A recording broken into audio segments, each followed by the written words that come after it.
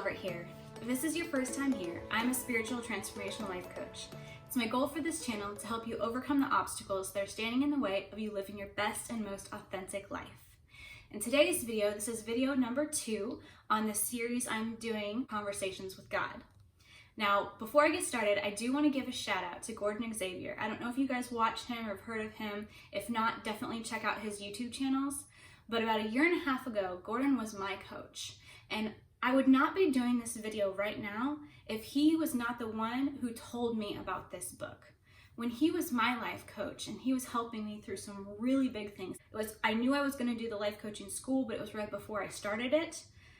This is one of the core things that he shared with me at the very beginning when we first started working together as my coach. And I just want to give him a huge shout out and say thank you so much, Gordon, for being my coach. And thank you for sharing this book with me and in turn, everyone watching. So with this video, I want to share some clips of the actual audiobook with you.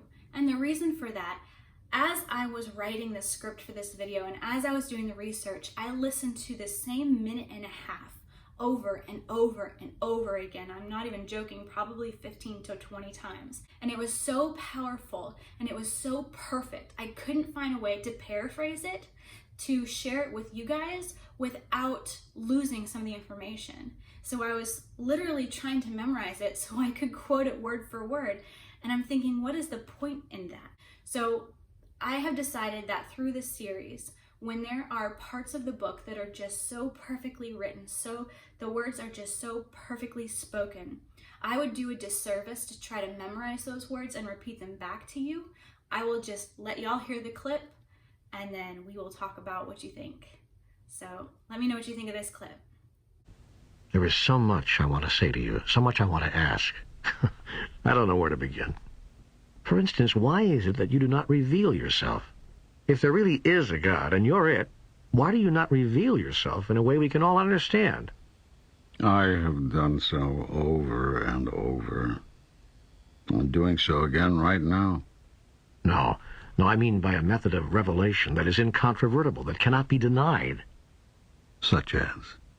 Such as appearing right now before my eyes. I am doing so right now. Where? Everywhere you look.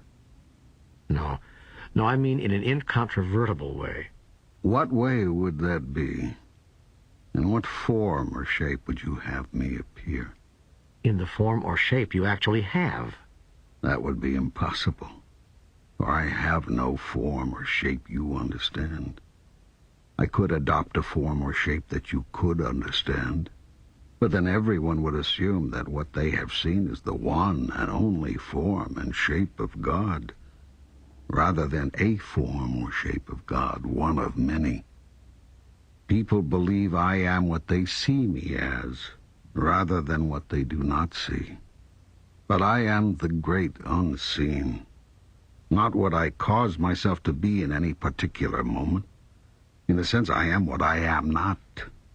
It is from the am-notness that I come, and to it I always return. Yet when I come in one particular form or another, a form in which I think people can understand me, people assign me that form forevermore. And should I come in any other form to any other people, the first say I did not appear to the second, because I did not look to the second as I did to the first, nor say the same things. So how could it have been me? You see, then, it matters not in what form or in what manner I reveal myself. Whatever manner I choose and whatever form I take, none will be incontrovertible. But if you did something that would evidence the truth of who you are, beyond doubt or question, there are still those who would say it is of the devil, or simply someone's imagination, or any cause other than me. If I revealed myself as God Almighty, King of heaven and earth, and moved mountains to prove it, there are those who would say, you must have been Satan. And such is as it should be. For God does not reveal God's self to God's self from or through outward observation, but through inward experience. And when inward experience has revealed God's self, outward observation is not necessary. And if outward observation is necessary, inward experience is not possible. If then revelation is requested, it cannot be had. For the act of asking is a statement that it is not there, that nothing of God is now being revealed. Such a statement produces the experience. For your thought about something is creative, and your word is productive, and your thought and your word together are magnificently effective in giving birth to your reality. Therefore shall you experience that God is not now revealed, for if God were, you would not ask God to be. What would you do in that situation? The fact of the matter is, we always find ourselves in that situation. To ask God to reveal itself to us gives us the experience that God has not revealed itself to us. So how can we experience God if we're not believing that we're already experiencing God? If you want to get to know God on a more personal level and ask the same questions that Neale is asking God, it's not a matter of praying and asking God to reveal itself to you. It's a matter of thanking God that God's already revealed itself to you, and a matter of quieting yourself and listening. This is where some aspects of religion and spirituality, they actually have the same thing. They call it two different things, and then we butt heads with each other, thinking that one is of God and one is of the devil, one is witchcraft and one is right. They're the same thing, and what I'm talking about is prayer. Where one might call it meditation, one might call it prayer. One might call it just self-care. When we spend time and we're quiet, if you ask God, the universe, whatever you want to call it, ask your intention and don't judge the way that you receive the answer. Some people receive visions in their mind. Some people receive thoughts in their head, and you have to ask yourself, is this me or is this God? Is this me or is this the universe? Is this my angels? Again, whatever you call it, it doesn't matter. Do you think that Creator, Divine Source, God, universe cares what you call it? If you have a relationship and you love, what does it matter? Have you ever had a nickname before? Do you have kids? I know personally, I have had nicknames from my family. I have had nicknames from my best friends. My kids used to call me Mommy. Now they call me Mom. When I was in the military, I got called by my last name. I have so many nicknames. All of those are me. There are different facets of my personality depending on who's calling me what. There's a nickname that I received when I was a kid that my little brother, he couldn't pronounce my name right. And so instead of saying Brittany, he called me Bwitty. And a lot of my high school friends picked up on that because my mom used to call me Bwitty. And so if I hear the name Bwitty, I know exactly when from my life those people are. So I want you, again, to not get too caught up on either the word God or universe or source or creator.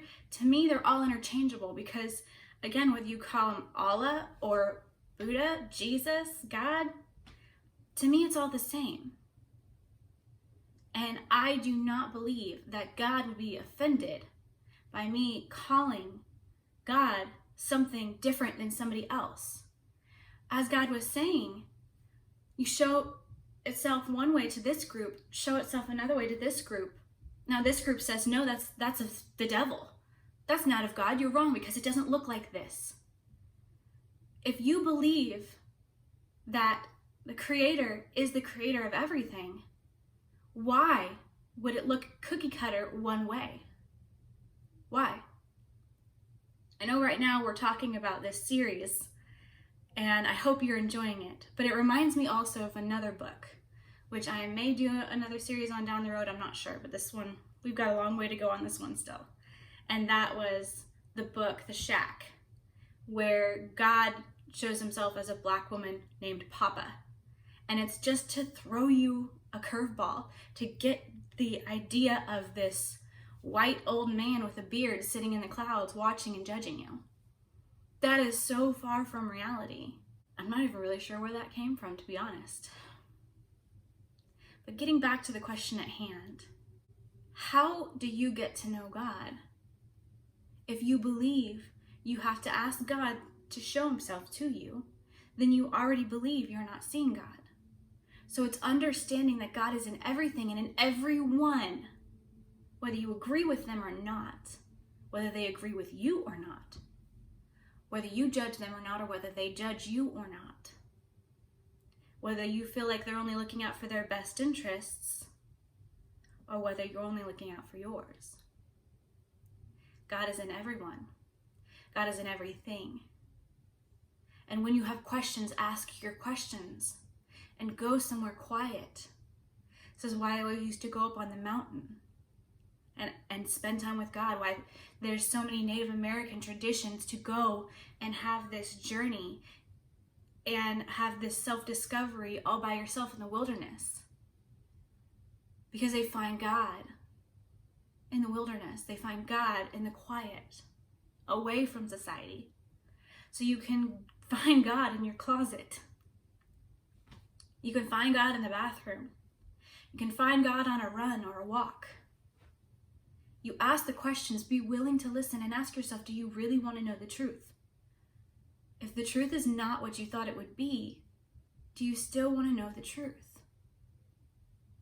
And don't have the expectations of how you're going to get the answers or what answers you're going to get. Because if you have expectations of the answers that you're going to get, that means one of two things is either you already know the answer, so why are you asking the question? Or two, you already know what you want the answers to be, so do you really want the truth? And just sit with it. And if you're willing to receive the truth and you're willing to not judge how you receive the answers and just quiet your mind and listen and be present, you might not hear anything at all the first time. And when I say hear, I want to be very clear. For most of us, vast majority of us, you are not going to hear an audible voice. So when I say hear, I mean receive. Whatever way that you receive the information. We go back to the first video, the intro video. Could be a feeling. God rarely uses words. Said it itself. So this next clip, I want you to listen as God talks about manifestation. Let me know your thoughts. Does that mean I cannot ask for anything I want? Are you saying that praying for something actually pushes it away from us?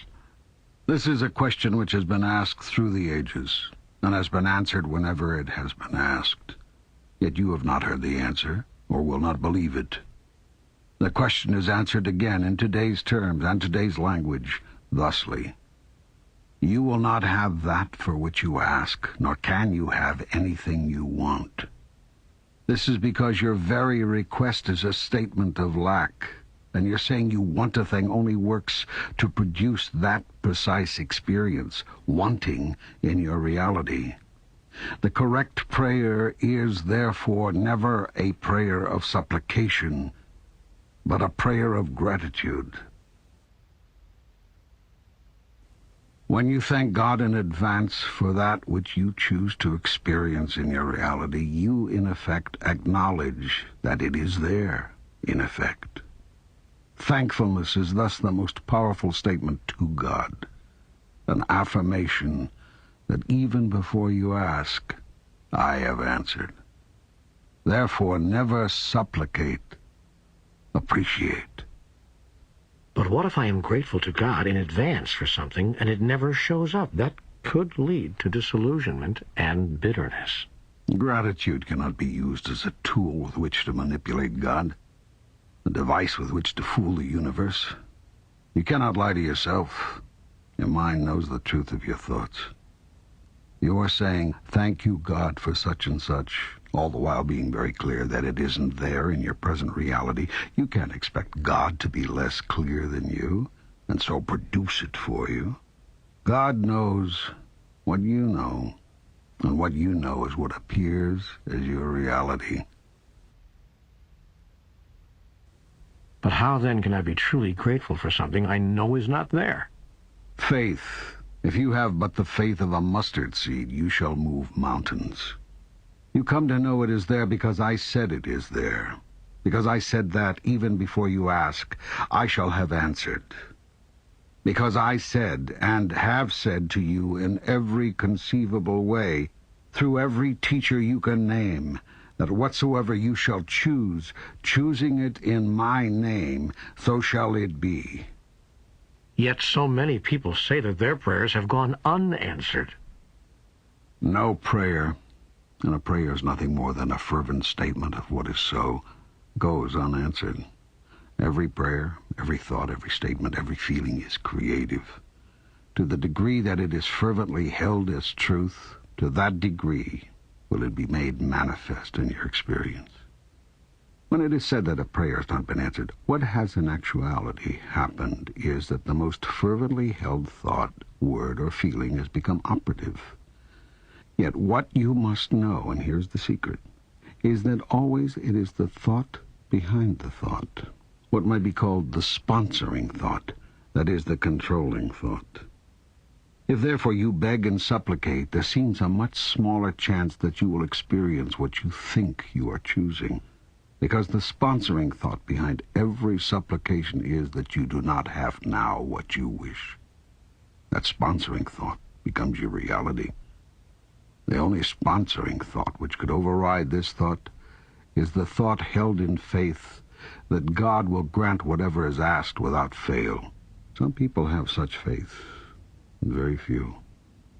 The process of prayer becomes much easier when, rather than having to believe that God will always say yes to every request, one understands intuitively that the request itself is not necessary. Then the prayer is a prayer of thanksgiving. It is not a request at all, but a statement of gratitude for what is so. That's powerful stuff. When it comes to asking for things, we receive more lack. Because when we're asking for things, we are declaring the lack of what we're asking for. We are acknowledging that we don't have what we're asking for. But instead, when you enter a situation, and if you can't get to that quantum jump, to be in that place where you know that it's not even necessary to ask, because you live and you're experiencing the lack in the now moment. You don't have a job, you don't have money in the bank, your house is being foreclosed on, your kids are starving, and you feel so desperate and you feel so helpless. You are in it, you are in that moment, and it is so difficult to do that quantum jump and just move from that place of desperateness, fear, sadness, despair, and jump into this place of full knowingness, understanding that there is no request that's necessary because it's already been provided for you. We do not expect you to do a quantum jump like that. So the easiest way that I have found when you are practicing this, and this is an idea that is being worked out right now, but what does this sound very similar to? Are you familiar with the book or movie The Secret? Have you heard of Law of Attraction? Have you listened to different things about manifestation, thinking positively, feeling positive about the outcome? It's shifting your mindset. The way that I found that was very helpful to assist me in moving up out of that mindset when I was experiencing that dense despair in that now moment is, instead of saying, God, please help me, send me the right person, send me the right job, let me win the lottery, instead to say, I don't know how this is going to work out. I'm speaking my truth right now. In this moment, I don't know how this is going to work out, but I am so excited to see what you do to provide. And I thank you in advance for providing. How does that feel? No, it's not exactly that place of full knowingness, full trust, full belief that you are taken care of, that you are sovereign, that you are divine, but it's a step in the right direction. And if you find that you're stuck, like I said, instead of just knowing, if you can't shift into just knowing, start by saying thank you. Thank you for providing. I don't know what this is going to look like, but I am excited. And you'll find that there is a shift in you. and you'll start to have some sort of anticipation. You're starting to look for opportunities. Looking for those opportunities will manifest those opportunities, and that is where the two will marry. But start small. If you can't just shift out of it, that's okay. Y'all, I love you so much. I hope this video resonated with you. Again, if this is your first time here, go ahead and hit that subscribe button, and also hit the bell notifications so that you never miss out on a future video. If you love this video and you think of somebody who really needs to hear this message, share this with them. I will see y'all next time.